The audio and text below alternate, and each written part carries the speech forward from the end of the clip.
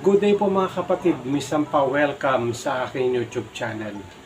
Meron po akong tatalakayin sa inyo mga ilang error coins na kung saan akin natuklasan na maaari po magkaroon ng mataas na halaga, no?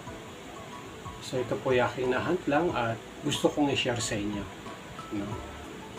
So talakayin po natin yung mga coins na aking natuklasan.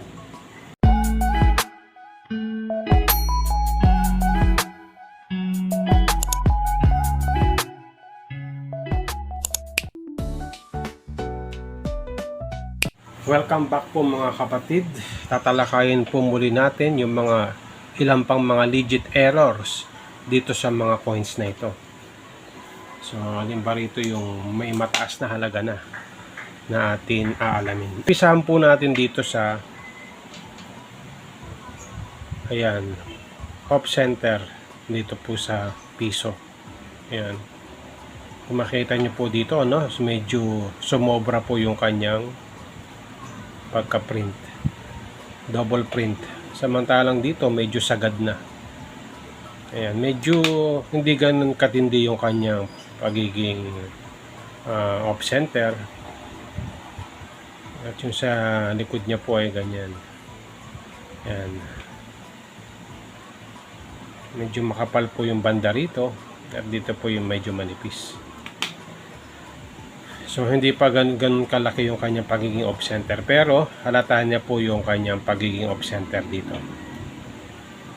Ayan, isa po sa mga hard to find coins na rin dito po sa error coins sa 1 peso. Ayan, off center. Susunod po, ito pong ayan, yung piso na 2007. Kita niyo po yung kanyang gilid, medyo na doble po yung kanyang, medyo hindi man ganong ka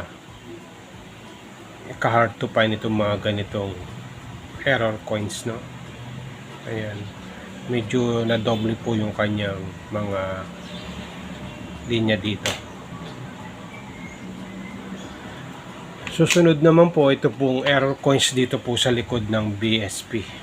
Ayan, kung makita nyo po, no, yung kanyang Republika ng Pilipinas ay wala na, naburado na. Ayan, ito po yung kanyang likod, 2010, 1 peso. Kung makita nyo po yung kanyang Republika ng Pilipinas, maganda pa, no? Ayan, pero pagdating dito sa likod, wala na. Ano ba yung nakalagay dito sa likod niya? Bangko Sentral ng Pilipinas. Ayan, kung makita nyo po yung error coins dito, wala na kayong nakitang mga nakalagay na print na Bangko Sentral ng Pilipinas, no? At kung makikita nyo po yung kanyang mga codwheel ay nauka-uka na rin, ano? Ayan, dito po maganda po yung kanyang codwheel, pero dito nauka-uka na at wala na yung 1993 niya rin dito. Ayan, isa po ay legit error, no, dito po sa piso na ating tinatalakay. So yan, no, 2010 error coins, naburado po yung kanyang mga nakaprint sa likod. Ayan, meron pa po sa piso ito naman. Ayan, kung yung kanina wala, meron po siyang 19 date dito. Ito halos wala na rin, ano, burado na rin. Ayan, error coins din po yan, no? Wala naman siyang date, no? Legit error po yan kasi kung binura po yan may gas-gas. Kung makita nyo naman wala namang gas-gas. Ayan, ito po yung error coins, no? I think dahil ganito po yung likod niya, pros. Kung di ako nagkakamali, ito po ay 2003 dito po sa piso. Dahil hindi na po nakita yung date, nag-error na po siya. Ayan, yung mga nakita po ako sa online na may ganitong presyo, I think nasa 150 pataas yung ganitong presyo. yung binebenta sa online, yung walang date, no? So meron pa po, ito naman po yung isa ay halos burado na rin. Ito naman ay 2011, ano? At malabo yung kanyang pagka-print. At tignan natin sa likod. Medyo malinaw pa naman yung sa likod niya. Pero dito medyo burado na rin, ano? Yan, I think ito rin po ay error. Kasi halos hindi na makita yung kanyang date din, ano? Ayan. Ang susunod naman po itong piso naman na atin. Ayan, halos ganun din po yung kanyang error coins. Hindi din po nakikita yung kanyang mga letra. Ayan, malabo. Ang sa likod halos ganun din, no? Lumabo rin po yung kanyang pagka-print. Ayan, error coins din po sa akin yan, no? Ayan, sa mga kapatid po sa akin na mag-aalok po ng ganito, hindi na po ako nabili, no? Tinalakay ko lang po kung ano po yung mga digit error coins dito po. Ayan, tulad po nito. Ito po yung mga i-hunt natin, no? Na talagang error coins. Ayan. Susunod naman po ito pong 10 piso. Ayan. Sa tingin nyo, anong date po yan? Ayan. 2012 o 2002. Halos burado na rin yung kanyang date, no? Ayan, error coins din po yan kasi kung makikita nyo, wala naman binura dyan, wala naman gas-gas. Smooth. Ayan. At yung kanyang likod, halos ganun din. Naborado na rin yung Republika ng Pilipinas. At yung date niya rito na 1993, nawala na rin. Yan, ito po isa sa mga error coins na aking na-hunt din sa 10 piso. Magandang error coins, no? So, depende po sa collector kung magkano po yung kanyang presyo sa ganito. Pero ako po, dahil share ko lang po sa inyo, yan, kinikip ko lang po muna itong mga error coins na ganito. Ayan. So, susunod naman po ito. Ayan. Halos na bukbok na po. Nawala na rin po yung date niya, oh. Ayan. So, ito po yung mga error coins din na aking nahunt dito naman sa 5 piso. Hindi ba ang tawag dito? Struck grease error, eh. Ayan. I think ito po yung legit error, Ken. No? Sa mga barya na ating hinahunt, no? So kung meron po tayong mga legit error na natalakay dito po sa mga baryang ito, meron naman tayong mga damage coins na tatalakayin. Ayan, halimbawa ito po.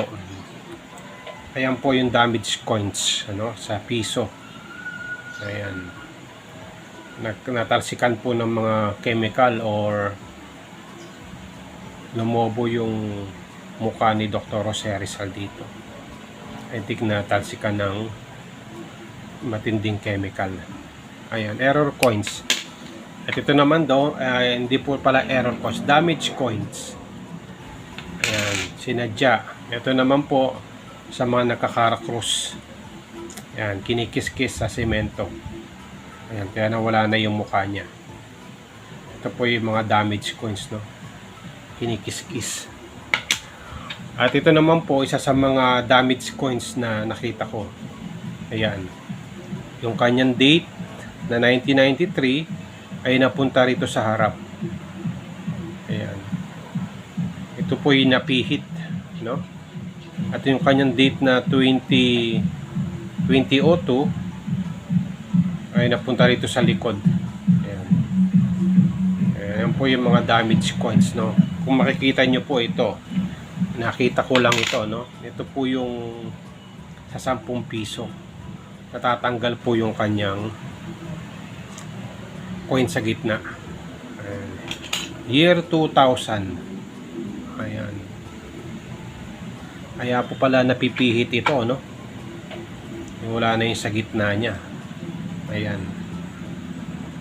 Natatanggal. Kaya na, I think ito po ay na damage, no? Binalik na lang, no? sa mga barya na atin tinalakay. Ayan, ito po hindi po to error coins na yung ganito. Nagkabukol-bukol na. Ayan, pinukpok. Mas kinalawag na sa pagkapukpok. Damage coin, no? At ito rin po, no? Ano kaya nangyari dito? Damage coin, no? Parang struct grease error kasi hindi mo na makita kung paano naging error to. O baka pinagpupukbok din to. Ayan.